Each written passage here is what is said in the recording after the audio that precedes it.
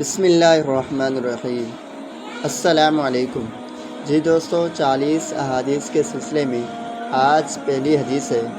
ان امیر المؤمنین ابی حفص عمر بن الخطاب قال سمعت رسول اللہ صلی اللہ علیہ وسلم یقول انما الاعمال بالنیات۔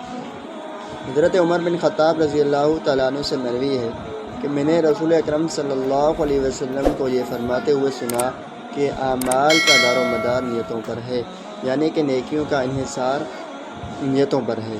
جیسا کہ آپ صلی اللہ علیہ وسلم کی ایک حدیث کا مفہوم ہے، نیت الرجل خیر من عملہ، کہ آدمی کی نیت اس کے عمل سے بہتر ہوتی ہے، کیونکہ عمل میں کبھی کبھار ریاکاری آ جاتی ہے، جبکہ ایک حدیث ہے کہ ان یسیر الریا شرک، کہ بے شک تھوڑی سی دکھلاوا، تھوڑا سا ریاکاری، تھوڑا سا اگر دوسرے کو خوش کرنے کے لیے کوئی کام کیا تو اس میں ریاکاری آ جاتی ہے، جو کہ کام فاسد ہو جاتا ہے۔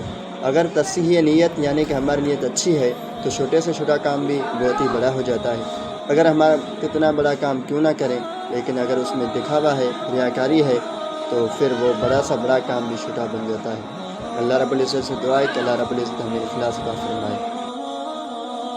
یہ حدیث ان احادیث میں سے ہے جن پر اسلام کی بنیاد ہے، اسلام کے اہم اصول ہیں، جیسا کہ فقہاء کا قول ہے اور محدثین کا اس پر اتفاق ہے کہ اسلام کی بنیاد 3 حدیثوں پر ہے، جس میں حدیث عمر یعنی یہی حدیث انما الاعمال بالنیات، اور حدیث امی عائشہ من احدث فی امرنا ھذا ما لیس منہ فہو رد، اور تیسری حدیث نعمان بن بشیر الحلال بین والحرام بین۔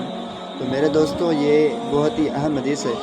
اللہ تعالیٰ سے دعا ہے کہ اللہ تبارک و تعالیٰ ہمیں اخلاص عطا فرمائے۔ اللہ رب العزت دین متین، دین نشر و ارشاد و دین اسلام کی خدمت کے لیے قبول فرمائے۔ والسلام علیکم۔